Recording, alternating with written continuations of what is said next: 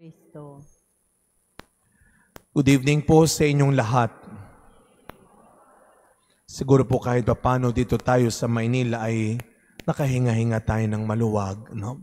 Pero kahit na tayo'y nagpapasalamat sa Diyos na hindi ho tayo matinding naapektuhan ng bagyong Opong na ito, wag ho nating kakaligtaan, nandito pa sa bansa, no? Siya'y namamasyal pa sa bandang Mindoro, no? Kaya patuloy nating ipinagdarasal ang mga kababayan nating sinasalanta at sinalanta ng bagyong ito. Grabe yung sa Masbate, no? Yung isang simbahan talagang halos winasak at tinaob. Yung kwarto ng pari ay talagang pati yun, walang natira. Alam niyo kung ano lang yung natira? Nakita namin ni Brother Joshua, yung simbahan na pong yun ay simbahan ni Saint Mother Teresa ng Calcutta. Alam niyo, matutong gugulat kayo, doon sa altar, mismong altar tumaob. Pero si Mother Teresa, naiwang mag-isa, nakatindig pa rin. Kaya sa huli, love and charity will remain. Alam natin yan na si Mother Teresa ay simbolo ng kawanggawa ng pagmamahal. Sa huli, mananatiling nakatindig pa rin ang kabutihan.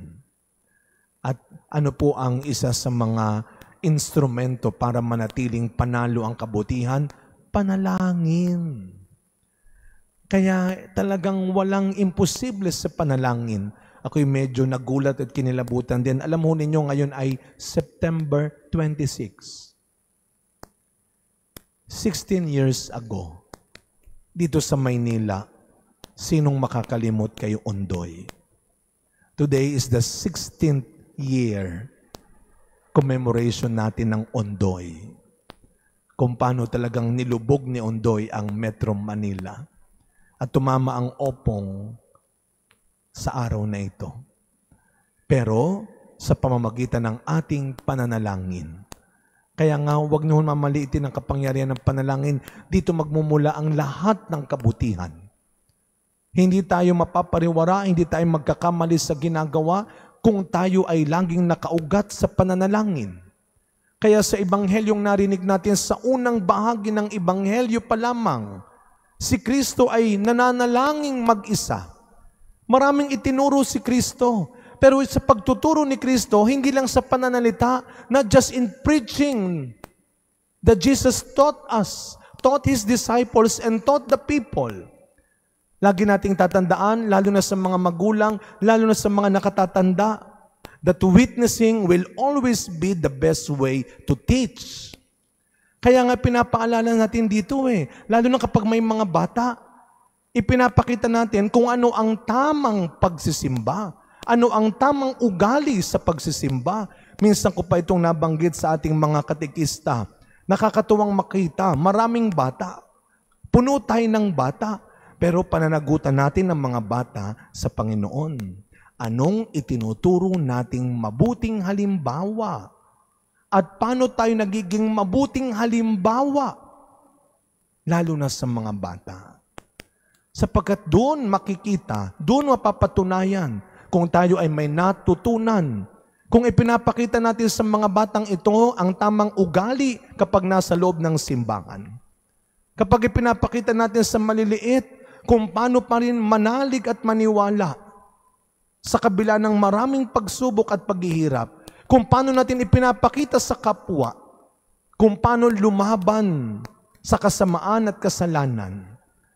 Kaya ito ang ating pong baunin. Hindi ho madali yan. Kaya meron tayong mga martir na tinatawag sa simbahan. Kagaya ni Cosme at Damian na ginugunitan natin sa araw na ito. Sapagkat hindi madali ang magpakita ng mabuting halimbawa. Hindi madali ang maging mabuting halimbawa. Maaari tayong usigin, maaari tayong saktan, maaari tayong awayin, maaari tayong mawalan. Pero ano ang ginawa ng mga martir, ng mga santo, katulad ni Cosme at Damian? Ang pinanghawakan nila ay ang pangako ni Kristo sa kanila. Na sa huli, kabutihan pa rin ang maghahari. Kaya sa pagpapatuloy na misa natin mga kapatid, araw-araw marami tayong pwedeng makita. Marami tayong pwedeng gayahin. Marami tayong pwedeng paniwalaan. Pero siguraduhin natin na sa tulong ng ating pananalangin, sa tulong ng ating pananampalataya, tayo ay hindi mahulog sa maling halimbawa.